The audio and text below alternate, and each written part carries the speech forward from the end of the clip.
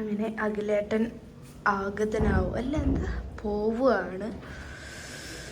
Bye. കുറ്റിയിടട്ടെ. അങ്ങനെ ഉണ്ടല്ലോ, ഞാൻ കോഴിക്കോട് എത്തിയിട്ടുണ്ട്. ഇതൊരു അപ്പാർട്ട്മെൻറ്റ് പോലെയാണ് കേട്ടോ. അപ്പം ഞാൻ അവിടെ എത്തിയിട്ടുണ്ട്. വിചാരിച്ച പോലെയൊന്നുമല്ല, നല്ല പ്രകാശം പല ഭാഗത്തു നിന്ന് കിട്ടുന്നുണ്ട്. ഒരു പോസിറ്റീവ് എനർജി ഫീൽ ചെയ്യുന്നുണ്ട്. പിന്നെ ഞാൻ ഗ്രാമത്തിരിക്കുമ്പോൾ അവിടെ ഗ്രാമത്തൊരു ഫ്ലാറ്റ് പോലെ കെട്ടിയിട്ടുണ്ട്, ഒരു മാമിയുടെ വീട് കേട്ടോ. ആ ഒരു വീടിൻ്റെയൊക്കെ ഒരു പ്രതീതി തോന്നി കേട്ടോ. അതുകൊണ്ട് തന്നെ ഒരു ലൈക്ക് സംതിങ് ഞാനിവിടെ ജീവിച്ചൊരു ഫീല് കിട്ടി കേട്ടോ. എനിക്കതൊക്കെ ഒരു പേടി ഉണ്ടായിരുന്നു. പക്ഷെ വരുന്ന വഴിക്ക് ഞാൻ ഭയങ്കര ടയേർഡാണ്. വരുന്ന വഴിക്ക് ഞാൻ ഇട്ടൊരു ബ്ലാക്ക് ഡ്രസ്സ് ഉണ്ട്, അതിവിടെ ചെസ്റ്റിൻ്റെ അവിടെ ഭയങ്കര ടൈറ്റാണ്. അപ്പോൾ അതിങ്ങനെ ലൈക്ക് പക്ഷെ നല്ല ഭംഗിയുള്ള ടോപ്പാണ്, പക്ഷെ ടൈറ്റായിട്ട് രാവിലത്തെ ഫുഡും ഒക്കെ കൂടെ ഇങ്ങനെ നമുക്ക് ഓക്സിജൻ എന്താണെന്ന് എനിക്കറിയില്ല. ടോട്ടലി വോമിറ്റിങ്ങും തലവേദനയും വയറുവേദനയും എല്ലാം കൂടെ ആയിട്ട് ഇങ്ങനെ ആയിരുന്നു. അപ്പോൾ ഭയങ്കര ബുദ്ധിമുട്ടുണ്ടായിരുന്നു. പിന്നെ ഇവിടെ എത്തി ജസ്റ്റ് കംഫർട്ട് സോണിലോട്ട് എനിക്ക് ഭയങ്കര ലൂസായിട്ടുള്ള ഡ്രസ്സ് ഇടണം കേട്ടോ. ഞാൻ അറിയാതെ അതെടുത്ത് ഇടുകയും ചെയ്തു. അപ്പോൾ അതിൻ്റെ ഒരു ബുദ്ധിമുട്ട് ഫേസിലൊക്കെ കാണുന്നുണ്ട്. സോ ബാക്കി വിശേഷങ്ങളൊക്കെ കാണാം കേട്ടോ. പിന്നെ പാലൊക്കെ കാച്ചാനൊക്കെ ഉണ്ട് കേട്ടോ, വിളക്ക്. അപ്പോൾ ഞാനിപ്പോൾ ഉച്ച സമയമൊക്കെ ആയിട്ടാണ് എത്തിയത്. അപ്പോൾ ഞാൻ വിചാരിച്ചു ഒരു ഈവനിങ് ആവട്ടെ ഒക്കെ അങ്ങനെ ചെയ്യാമെന്ന് വിചാരിച്ചിട്ട്. ആൻഡ് ഓൾസോ അഖിലേട്ടൻ ഇവിടെ ഓൾറെഡി കിടക്കാനൊക്കെ ഉണ്ടായിരുന്നു. ഇനിയിപ്പോൾ ഇവിടെ ക്ലീൻ ആക്കണം, അങ്ങനെ കുറേ കാര്യങ്ങളൊക്കെ ഉണ്ട്. പിന്നെ ഇടയിൽ ഞാൻ പാലക്കാടും ഇവിടെയൊക്കെ അങ്ങനെ നമ്മൾ ഫുള്ളി ഇവിടെ നിൽക്കാനൊന്നും ഉദ്ദേശിച്ചിട്ടില്ല.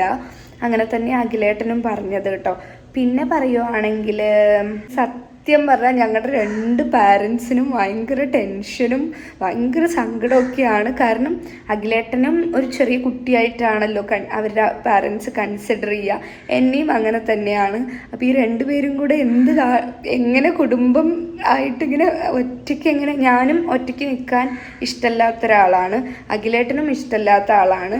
ഹോപ്പ്ഫുള്ളി നല്ലതാവട്ടെ. എനിക്ക് ആലോചിക്കുമ്പോൾ ഒക്കെ ചിരി വരുന്നുണ്ട്, അയ്യോ ഞങ്ങൾ ഒരുമിച്ച് താമസിക്കുക എന്നുള്ള പോലെ കേട്ടോ. അപ്പോൾ എന്തായാലും നമുക്ക് ബാക്കി വിശേഷങ്ങളൊക്കെ കണ്ടുകൊണ്ട് പോവാട്ടോ. സോ എനിക്ക് ക്ലാസ് ഉണ്ട് കേട്ടോ. അപ്പോൾ എൻ്റെ ആദ്യത്തെ ക്ലാസ്സാണ് ഇവിടെ നിന്നുള്ളത്. അപ്പോൾ കുറച്ച് നോയ്സിയാണ് തോന്നുന്നു അല്ലേ. ഇതിൽ കൂടെയൊക്കെ ഇങ്ങനെ വണ്ടികളൊക്കെ പോകുന്നുണ്ട്, ഒരുപാട് വണ്ടികളൊന്നും ഇല്ല കേട്ടോ. എൻ്റെ ഓപ്പോസിറ്റൊക്കെ നല്ലൊരു പ്ലേസ്, മരം ഒക്കെ ആയിട്ട് അടിപൊളിയായിട്ടുണ്ട് കേട്ടോ. അപ്പോൾ യെസ്, അപ്പം നിങ്ങളോട് സംസാരിക്കുമ്പോൾ എനിക്ക് ഒറ്റയ്ക്കിരിക്കുന്ന ഒരു ഫീലൊന്നും ഇല്ല കേട്ടോ. എൻ്റെ ഭർത്താവ് ജോലിക്കാന്ന് പറഞ്ഞിട്ട് ഉച്ചയ്ക്ക് ശേഷമുള്ള ക്ലാസ് എടുക്കാൻ വേണ്ടി പോയതാണ്. സമയം ഇപ്പോൾ 5:15. എന്നെ ഈ ഇവിടെ വിടുകയും ചെയ്ത്. എനിക്ക് ഇവിടുത്തെ സംഭവം അറിയത്തില്ല. ഇവിടെ ഒരു സാധനമില്ല, ഒരു ഫുഡായിക്കോട്ടെ. വെള്ളമുണ്ട്, വെള്ളം നമ്മൾ വാങ്ങിച്ചു, വെള്ളം മാത്രമേ ഉള്ളൂ. എനിക്കാണെങ്കിൽ വിശക്കാനും തുടങ്ങി. എന്ത് ചെയ്യും ഭഗവാനെ, വിളിച്ചിട്ടാണെങ്കിൽ ഇപ്പം എത്താ. ഇതാണ് എനിക്ക് ഭർത്താക്കന്മാരുടെ കൂടെ പോയി ഇരിക്കാൻ ഇഷ്ടമില്ലാത്തത്. ആകെ ഒരു ഭർത്താവേ ഉള്ളൂ കേട്ടോ. അപ്പോൾ ആളുടെ കൂടെ പോയി കണ്ടോ ഇങ്ങനെ സമയം തെറ്റി, നമ്മൾ പറഞ്ഞ സമയത്ത് എത്തില്ല, എന്നപ്പത്തി ഇതെവിടെ ഉണ്ട് ഇങ്ങനെ പറഞ്ഞതാ.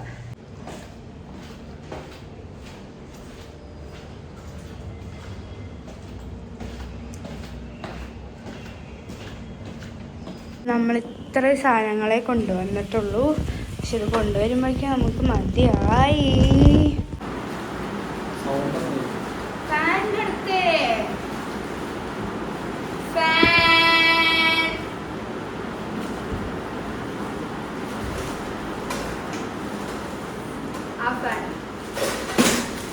ഇതൊക്കെ ഉണ്ടല്ലോ അഖിലേട്ടനെ, ഞാൻ പറയുന്ന കേക്കുണ്ടോ അറിയില്ല, ഇതൊക്കെ ഉണ്ടല്ലോ അഖിലേട്ടൻ വാങ്ങിച്ച പാത്രങ്ങളാണ് കേട്ടോ. അപ്പൊ ഇതിലൊന്ന് ഇഡ്ഡലി ചട്ടിയാണ്. ഇതൊക്കെയാണ് കുടുംബനാഥൻ. വയ്യ ഇങ്ങോട്ട് വന്നേ കുടുംബനാഥൻ. പിന്നെ ഇതൊക്കെ നമ്മുടെ രണ്ടുപേരുടെ വീട്ടിലും കുറേ ഉപയോഗിക്കാത്തതൊക്കെ ഉണ്ട്, പക്ഷെ എന്നോട് പറയാതെ പോയി വാങ്ങിച്ചതാണ് കേട്ടോ. ഇപ്പൊ 2 കയ്യില് ഒരു ഇത്, പിന്നെ വീണ്ടും സ്പൂണ്, ഇതൊക്കെ അറേഞ്ച് ചെയ്യുന്നതായിരിക്കും. അത് കുറച്ചേ ഉള്ളൂ, എന്നാലും ഇതൊക്കെ അറേഞ്ച് ചെയ്ത് എടുക്കണ്ടേ. അടുത്തത് പാൽപാത്രം. നമ്മൾ പാല് കാച്ചിട്ടില്ല കേട്ടോ. അപ്പോൾ പാല് കാച്ചിട്ട് നമ്മൾ കുക്ക് ചെയ്യാമെന്നൊക്കെ പറഞ്ഞിട്ടാണ്. പിന്നെ ഈ ഒരു സ്റ്റാൻഡ് ഉണ്ടല്ലോ, ഇത് മറ്റേ നമ്മളെന്താ ചോറ് വെച്ചിട്ട് ഇങ്ങനെ വാർക്കാൻ വേണ്ടിയിട്ടുള്ളതാണ്. പിന്നെ 2 പ്ലേറ്റ്, ഇതൊക്കെ പുതിയത് വാങ്ങിച്ചിരിക്കുക കേട്ടോ. ഇതാ ഈ മണ്ടത്തരമൊക്കെ ചെയ്യും, കാരണം ലൈക്ക് ഇതൊക്കെ രണ്ടുപേരുടെ വീട്ടിലൊക്കെ എക്സ്ട്രാ ഉള്ള സാധനങ്ങളാണ്. അങ്ങനെ പിന്നെ ഇത് മഗ്, ഒരു ചോറ്റുപാത്രം, ഒരു ചീഞ്ചട്ടി, എന്താ, പിന്നെ ഒരു ചിപ്പിൽ തട്ട്, പിന്നെ ഒരു പാത്രം, ഒരു കുക്കർ, ഒരു കട്ട് കട്ട് കട്ട് കട്ട് സാധനം, ഒരു ദോശക്കല്ല്. ഇതിന് എത്ര രൂപയാ ഈ ദോശക്കല്ല്? 1600.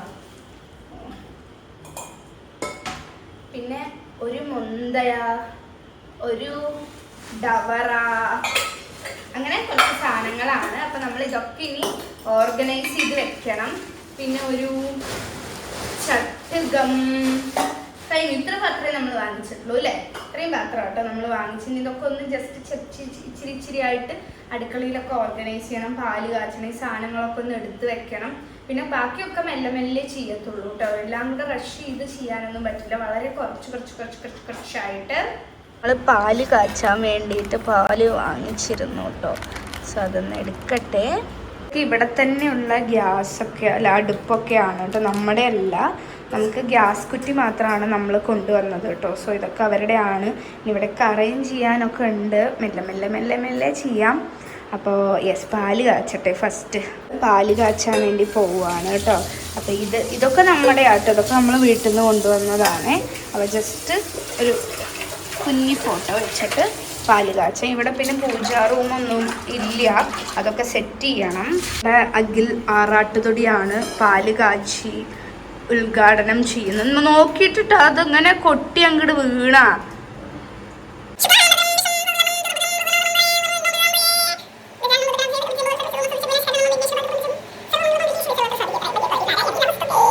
അഖിൽ ആറാട്ടുതൊടി കൈക്കൽ തുണിയൊക്കെ വാങ്ങിയിരിക്കും. ഞാൻ ലുങ്കി മുറിച്ച് കൊണ്ടുവന്നിട്ടുണ്ടായിരുന്നു.